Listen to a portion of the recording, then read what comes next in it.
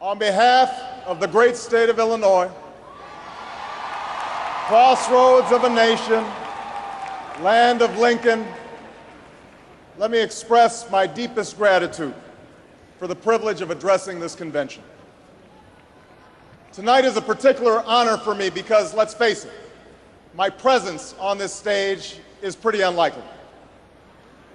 My father was a foreign student, born and raised in a small village in Kenya. He grew up herding goats, went to school in a tin roof shack. His father, my grandfather, was a cook, a domestic servant to the British. But my grandfather had larger dreams for his son. Through hard work and perseverance, my father got a scholarship to study in a magical place, America, that shone as a beacon of freedom and opportunity to so many who had come before. While studying here, my father met my mother. She was born in a town on the other side of the world, in Kansas.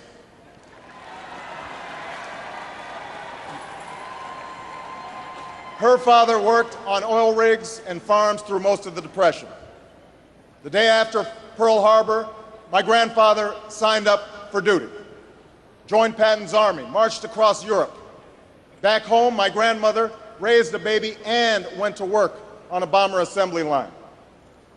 After the war, they studied on the GI Bill, bought a house through FHA, and later moved west, all the way to Hawaii in search of opportunity. And they too had big dreams for their daughter. A common dream born of two continents. My parents shared not only an improbable love, they shared an abiding faith in the possibilities of this nation. They would give me an African name, Barak, or Blessed, believing that in a tolerant America, your name is no barrier to success. They imagined me going to the best schools in the land, even though they weren't rich, because in a generous America, you don't have to be rich to achieve your potential. They're both passed away now. And yet I know that on this night, they look down on me with great pride. They stand here, and I stand here today, grateful for the diversity of my heritage, aware that my parents' dreams live on in my two precious daughters. I stand here knowing that my story is part of the larger American story, that I owe a debt to all of those who came before me, and that in no other country on earth is my story even possible.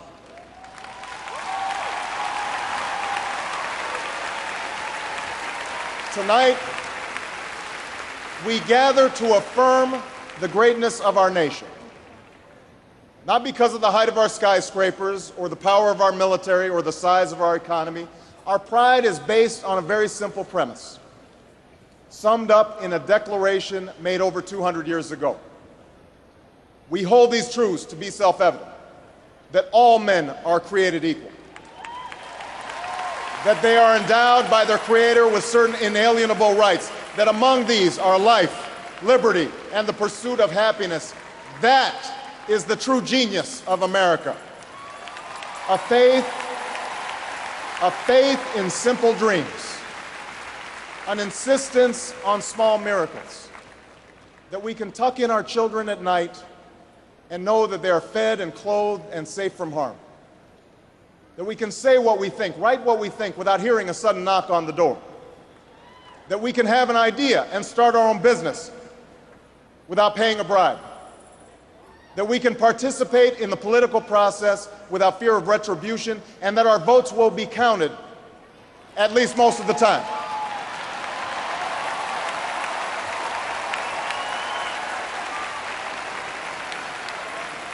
This year, in this election, we are called to reaffirm our values and our commitments, to hold them against a hard reality, and see how we're measuring up to the legacy of our forebears and the promise of future generations. And fellow Americans, Democrats, Republicans, Independents, I say to you tonight, we have more work to do. More work to do for the workers I met in Galesburg, Illinois, who are losing their union jobs at the Maytag plant that's moving to Mexico, and now are having to compete with their own children for jobs that pay $7 an hour. More to do for the father that I met who was losing his job and choking back the tears wondering how he would pay $4,500 a month for the drugs his son needs without the health benefits that he counted on. More to do for the young woman in East St. Louis and thousands more like her who has the grades, has the drive, has the will, but doesn't have the money to go to college. Now, don't get me wrong. The people I meet in small towns and big cities, in diners and office parks, they don't expect government to solve all their problems. They know they have to work hard to get ahead, and they want to. Go into the collar counties around Chicago, and people will tell you they don't want their tax money wasted by a welfare agency or by the Pentagon. Go into any inner city neighborhood, and folks will tell you that government alone can't teach our kids to learn. They know that parents have to teach, that children can't achieve unless we raise their expectations and turn off the television sets and eradicate the slander that says a black youth with a book is acting white. They know those things.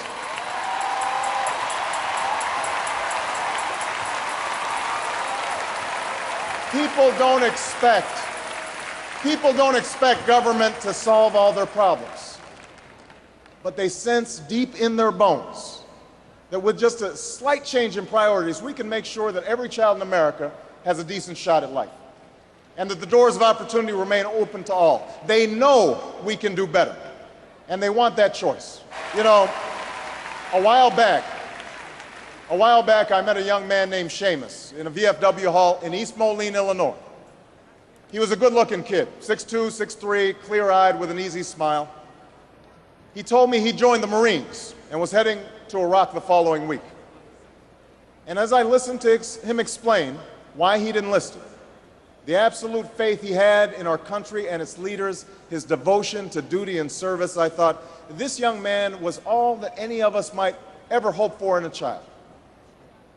But then I asked myself, are we serving Seamus as well as he's serving us? I thought of the 900 men and women, sons and daughters, husbands and wives, friends and neighbors who won't be returning to their own hometowns. I thought of the families I'd met who were struggling to get by without a loved one's full income, or whose loved ones had returned with a limb missing or nerves shattered, but still lacked long-term health benefits because they were reservists. When we send our young men and women into harm's way, we have a solemn obligation not to fudge the numbers or shade the truth about why they are going, to care for their families while they're gone, to tend to the soldiers upon their return, and to never, ever go to war without enough troops to win the war, secure the peace, and earn the respect of the world.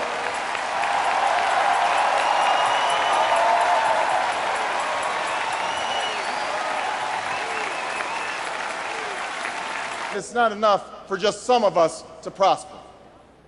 For alongside our famous individualism, there's another ingredient in the American saga, a belief that we're all connected as one people.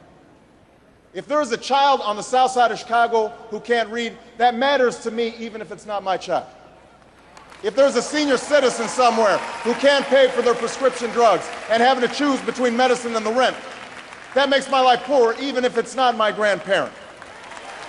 If there's an Arab American family being rounded up without benefit of an attorney or due process, that threatens my civil liberties.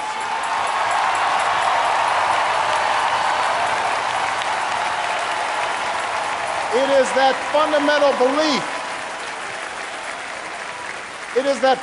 belief, I am my brother's keeper, I am my sister's keeper, that makes this country work. It's what allows us to pursue our individual dreams and yet still come together as one American family. E pluribus unum, out of many, one. Now, even as we speak, there are those who are preparing to divide us. The spin masters, the negative ad peddlers, who embrace the politics of anything goes. Well, I say to them tonight, there is not a liberal America and a conservative America. There is the United States of America. There is not a black America and a white America and Latino America and Asian America. There's the United States of America. The pundits like to slice and dice our country into red states and blue states, red states for Republicans, blue states for Democrats. But I've got news for them too. We worship an awesome God in the blue states, and we don't like federal agents poking around in our libraries in the red states. We coach Little League in the blue states, and yes, we've got some gay friends in the red states. There are patriots who opposed the war in Iraq, and there are patriots who supported the war in Iraq. We are one people, all of us pledging allegiance to the Stars and Stripes, all of us defending the United States of America.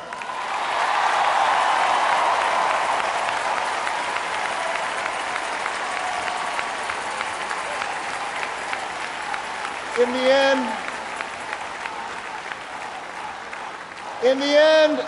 the end, that's what this election is about. Do we participate in a politics of cynicism, or do we participate in a politics of hope?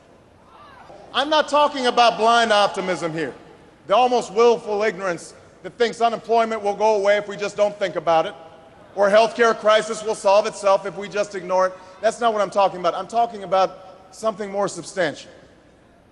It's the hope of slaves sitting around a fire singing freedom songs. The hope of immigrants setting out for distant shores. The hope of a young naval lieutenant bravely patrolling the Mekong Delta. The hope of a mill worker's son who dares to defy the odds. The hope of a skinny kid with a funny name who believes that America has a place for him too.